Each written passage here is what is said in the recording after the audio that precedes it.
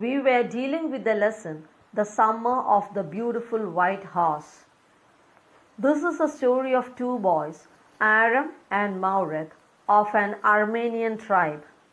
For their family, in spite of their deep poverty, honesty was a point of honor.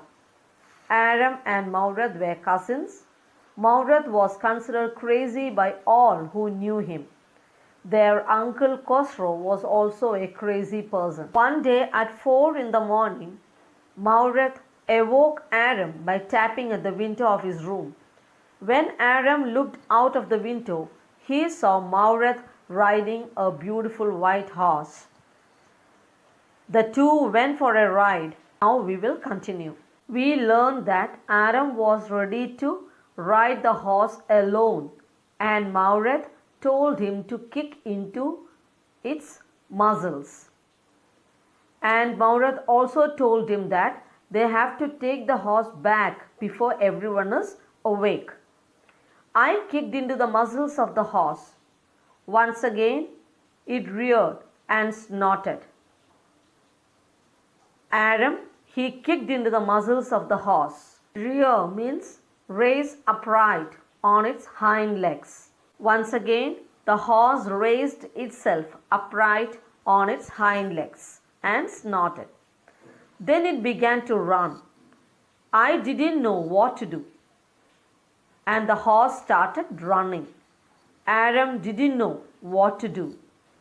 Instead of running across the field to the irrigation ditch, the horse ran down the road to the vineyard of Dikran Halabian, where it began to leap over vines. The horse started running to the vineyard of one of the inhabitants there and started jumping over the vines. The horse leaped over 7 vines before I fell. Then it continued running. The horse jumped over vines and Aram fell down from the horse, but the horse still continued running. My cousin Mauret came running down the road. I am not worried about you, he shouted.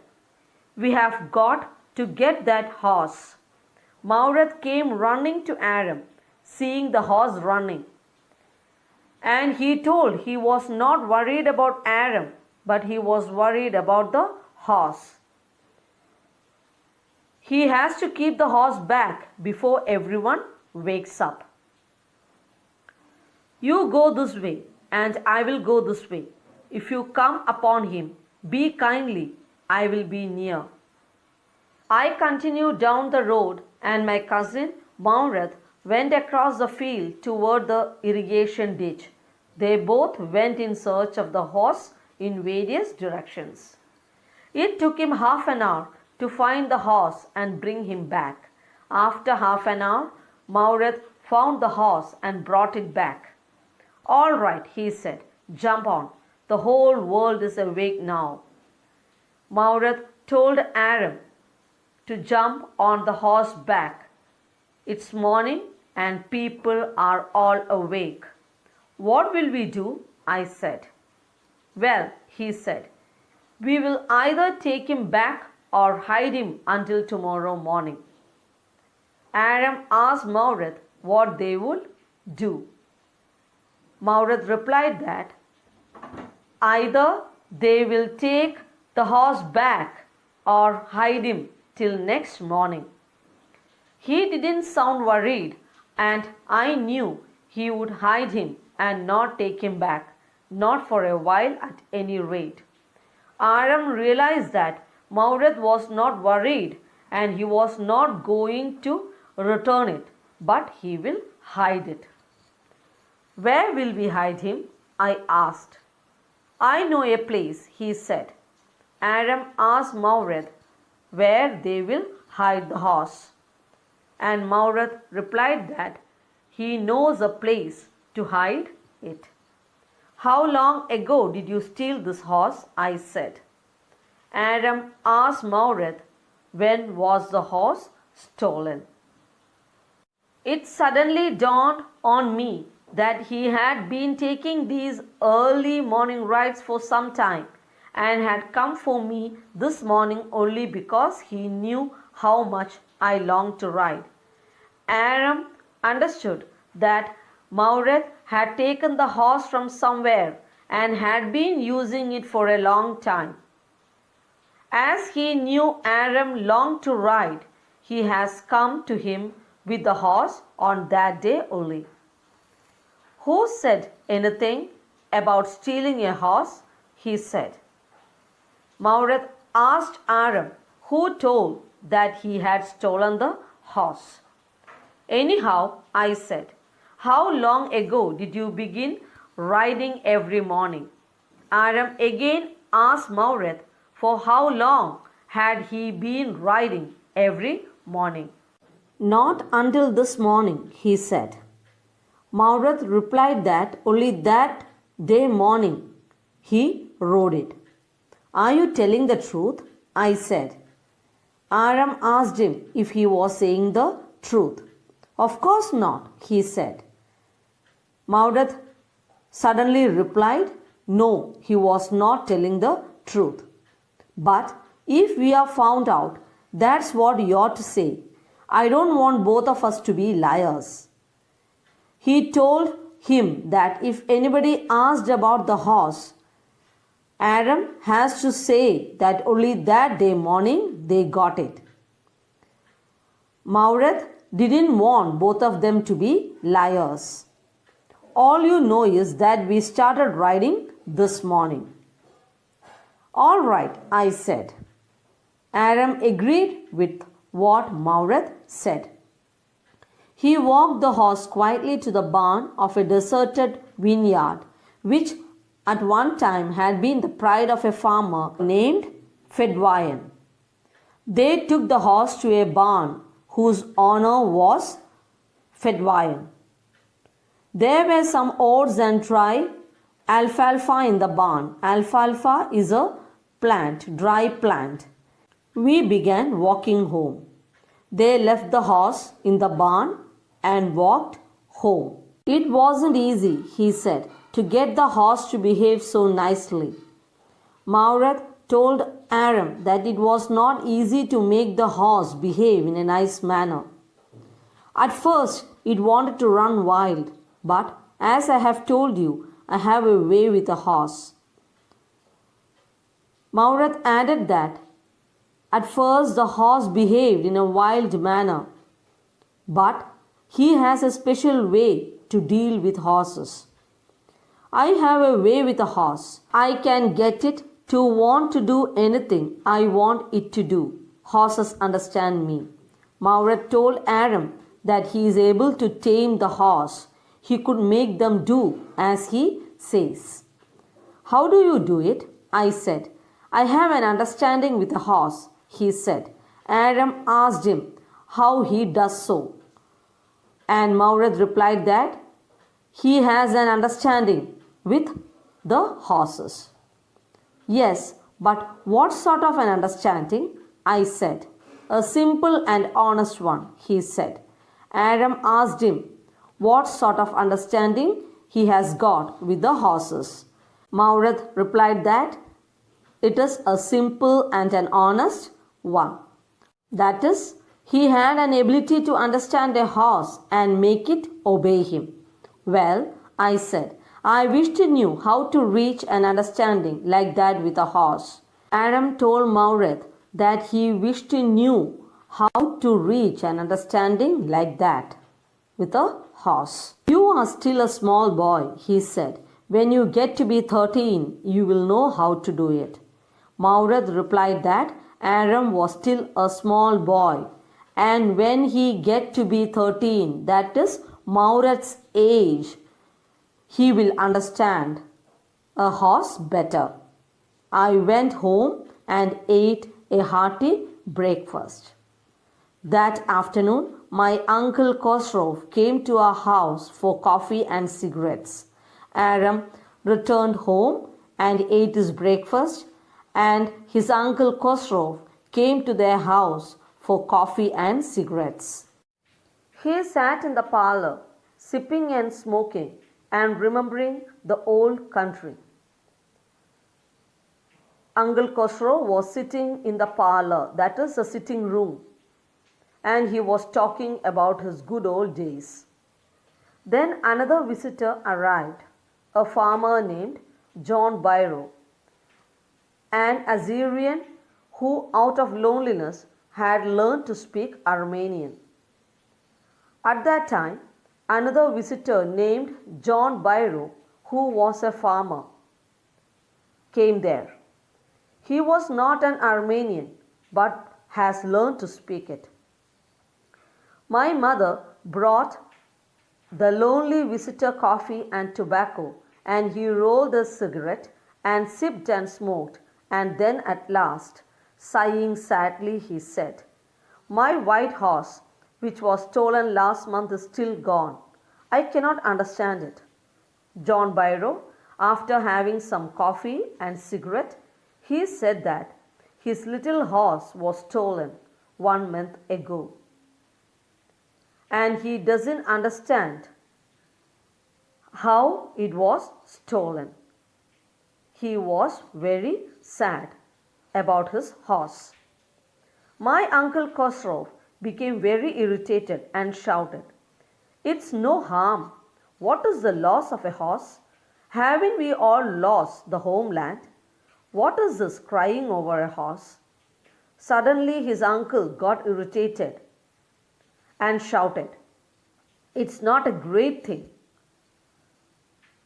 Uncle asked him, haven't they lost their homeland? And why does he cry for a horse? "That may be all right for you, a city dweller, to say," John Byrow said. "But what of my Surrey? What good is a Surrey without a horse? Surrey is a light four-wheeled vehicle, that is, the cart." John Byrow told Uncle that it may not be a great thing for him as he is a city dweller, but he was a farmer. And he is asking the uncle what is the use of his cart without a horse. And he asked Uncle Khosrow what was the use of his cart without a horse. "Pay no attention to it," my Uncle Khosrow roared. "I walked 10 miles to get here," John Byrow said. "You have legs," my Uncle Khosrow shouted.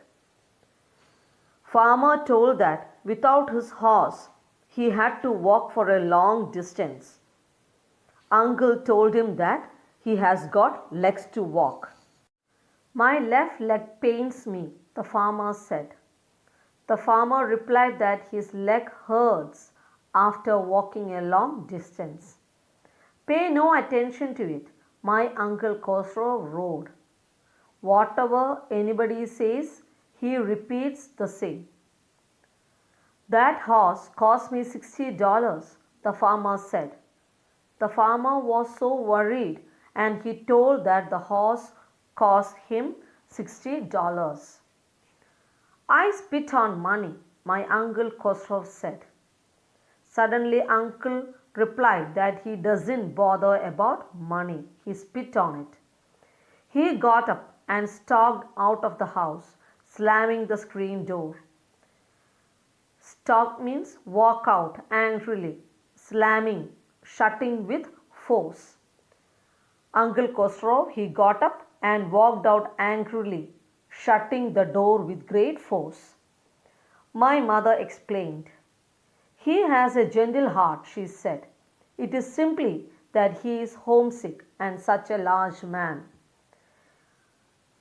Aram's mother, supporting Uncle Khosrow, told the farmer that he has a gentle heart. And she added that he is so sad that he is far away from his home. The farmer went away and I ran over to my cousin Mauret's house. The farmer left Aram's house and Aram ran over to his cousin Mauret's house. He was sitting under a peach tree trying to repair the hurt wing of a young robin which could not fly. He was talking to the bird. When he reached Maureth's house, he saw that Maureth was treating a bird which was injured, and he was talking to the bird. "What is it?" he said. Seeing Aram, Maureth asked him what is the reason why he was looking so worried. "The farmer, John Byrow," I said. "He visited our house. He wants his horse. You have had it a month. I want you to promise not to take it back until I learn to ride." Aram requested his cousin not to return the horse to John Byrow till he learns to ride. Aram also told Maureth that the farmer had visited his house and had told about his stolen horse. "It will take you a year to learn to ride," my cousin Maureth said. "We could keep the horse a year," I said. Maureth told Aram that Aram will take a year to learn to ride.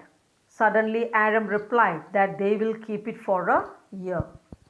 My cousin Maureth leaped to his feet. "What?" he roared. "Are you inviting a member of the Garolanian family to steal? The horse must go back to its true owner."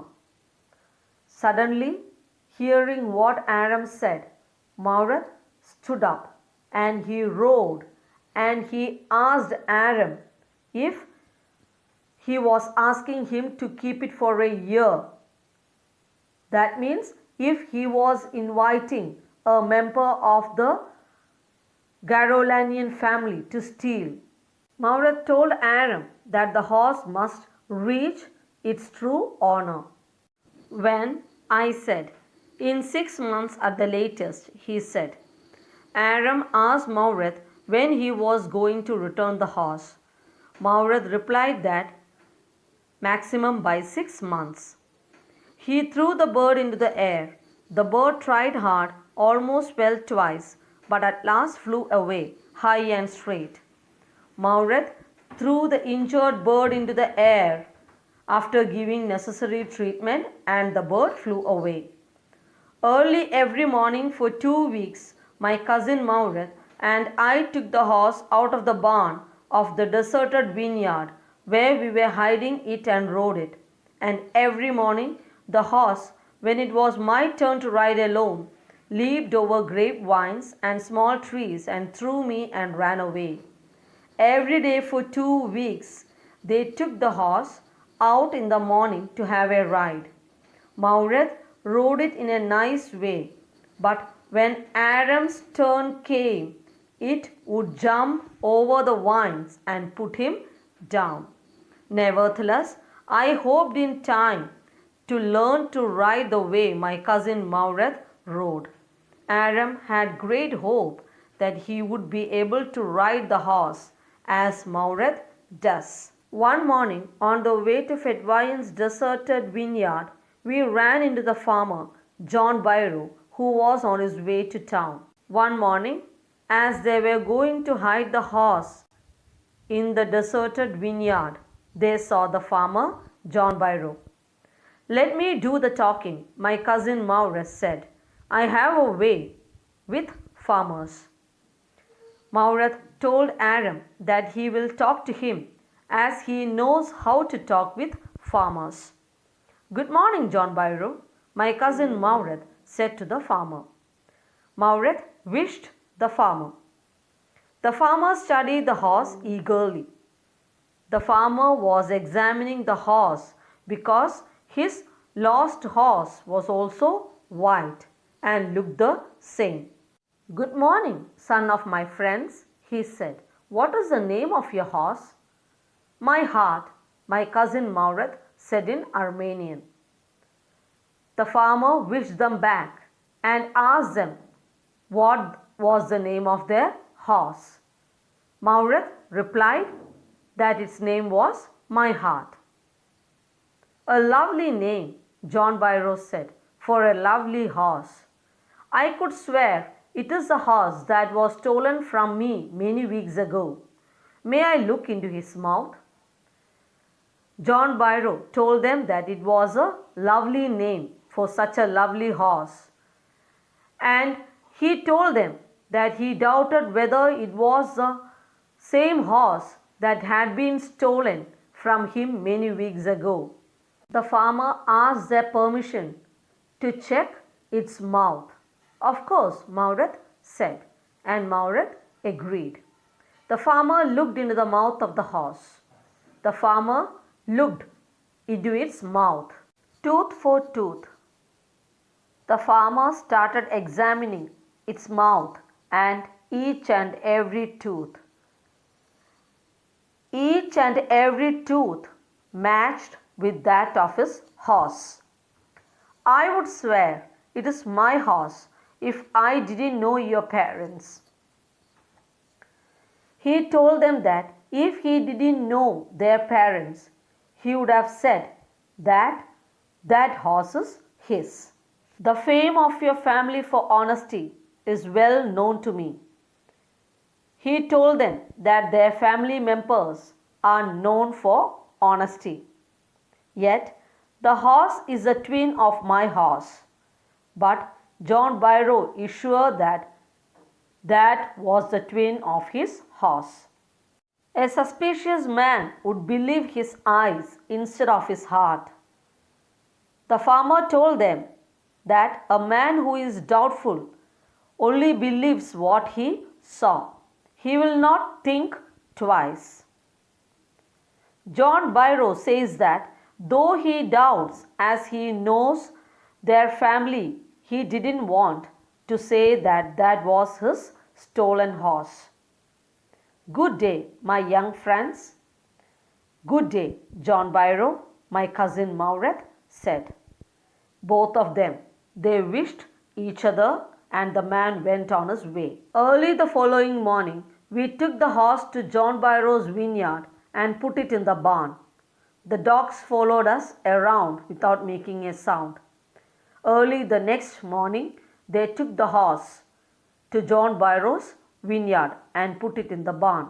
The dogs followed them without making any noise. The dogs, I whispered to my cousin Mauret, I thought they would bark.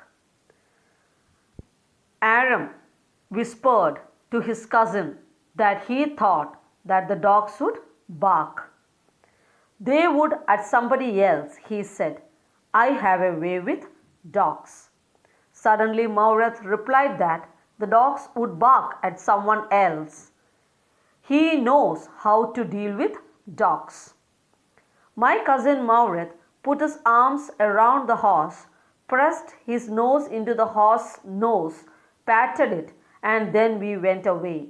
After leaving the horse in the barn, Mauret put his arms around the horse, patted it, and they returned.